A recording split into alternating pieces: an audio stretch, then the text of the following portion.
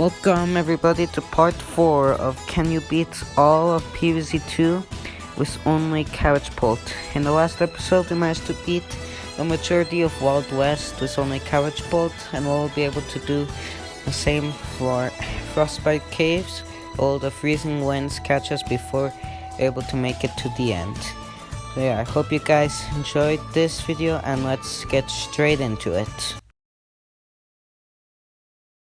We can rapidly evolve into water creatures. That's genius, Sid. Day 1 is your average day 1 for every other world. However, this world does introduce its 2 new gimmicks. The first one being frozen plants. So yeah, I'll talk more about this when we get onto day 2.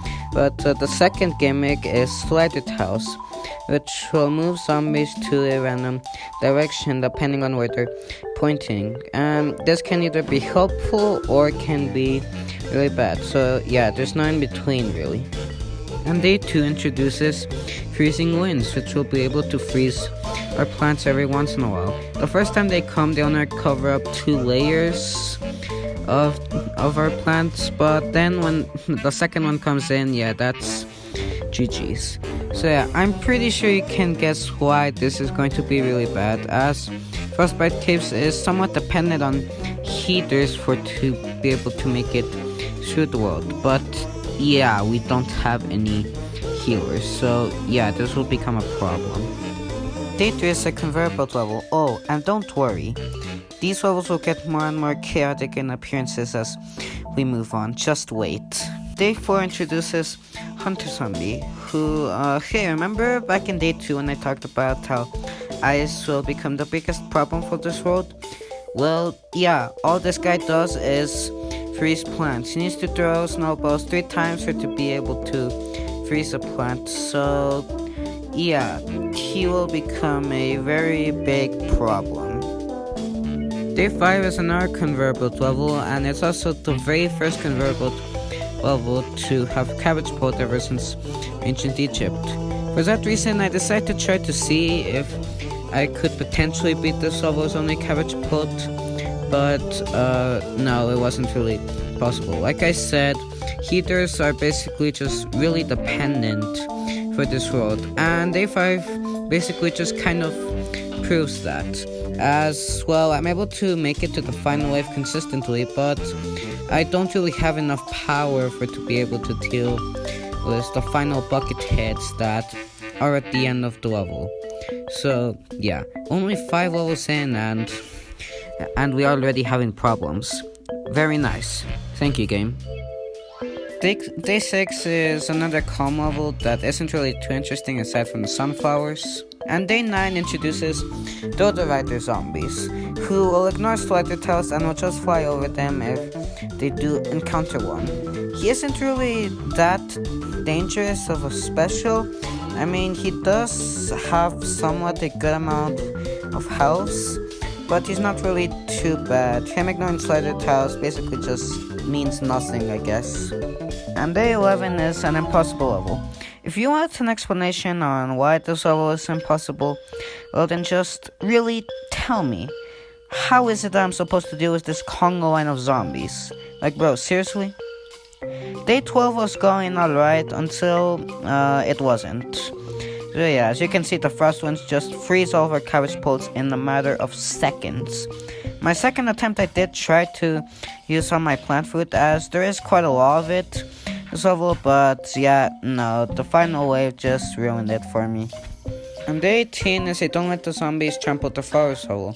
This level, surprisingly, with the inclusion of block hits, was actually going pretty well until the final wave where the foe decides to introduce the Sloth Gargantuar, which, if you remember from ancient Egypt about how I had to use the lawnmowers to deal with this guy, well, yeah, we can't use them anymore because of the flowers. So yeah, unfortunately, it is impossible. Day 14, while being an impossible level, is probably my favorite level out of all the ones that I've played so far, mainly because this level provides actual tech. You need to know enough about how the game works, both offensively and defensively, for it to realize that you really only need to use 3 plants in this level. Those 3 plants being hot potato, split pea, and charred guard. Split pea to damage the zombies, charred guard to knock back them, and hot potato to defrost the sunflowers or to be able to produce sun. You don't really even need Pepper-Pult to defrost them, as hot potato can get the job done. Hurricane, while being useful for the dodos, sometimes isn't really too necessary for them. So yeah, and nobody cares about Boomerang.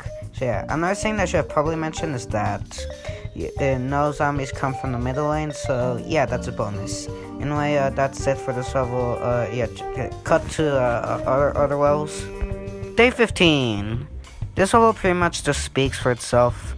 Day 16 is the level that exists, and Day 17 introduces Troglobite zombies, who will push random frozen imps into the lawn for a certain while until he dies.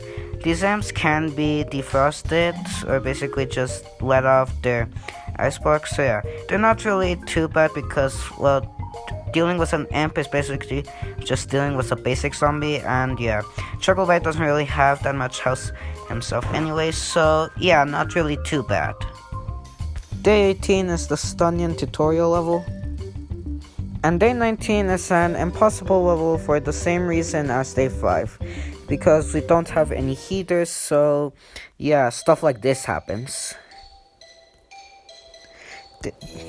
Day 20, my first attempt was looking to be possible, but then I used my plant food at the worst moment, releasing the sauce imps, which had the obvious downside of, failing the level. On my second attempt, I managed to do it though, so yeah. Day 21 is the Fire Pea Shooter tutorial, and Day 22 introduces Weasel Hoarder. So yeah, she's basically just Chicken Wrangler from Wild West. However, this time she might not actually be that much of a problem, because since the weasels are slower than whatever the chickens were in Wild West, I'm actually able to time my plant foods for them. So yeah, it might not be that bad actually. Day 23 sees us protecting these endangered charred guards. Although I do get close throughout the final wave, this level wasn't really that difficult. So yeah, moving on. Day 24 is an impossible produce X amount of sun level because, just look at how many frozen plants there are, Jesus Christ. Day 25 is the final conveyor belt level and also the tutorial for Rutabaga. Hey, remember when I said that Weasel Hoarder wasn't actually going to be that much of a problem in this world? Well, now I can confidently say that she can go herself because, yeah, thanks to her, Day 26 is impossible. Yeah, thank you very much, game. Really appreciate it. Day 27 feels so close to being possible, but unfortunately, because of the final wave with its 2 sloth gargantuars, this level is unfortunately impossible. So, yeah. And Day 28 is impossible because of the combination of Weasel Hoarder and also the Frost Winds. And that's gonna be the end for FrostBite Caves because Day 29 is a locked and loaded level. We have actually done it.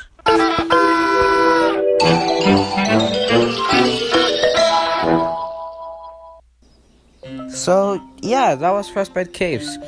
Honestly, it was a lot more easier than Wild West, mainly because Weasel Hoarder actually didn't appear that much, unlike Chicken Wrangler at the end of Wild West. But yeah, overall this world wasn't actually really too bad to go through. So yeah, anyway, I'll see you guys next in the legendary Lost City. So yeah, hope you guys enjoyed this video, and I'll see you in the next one. Goodbye.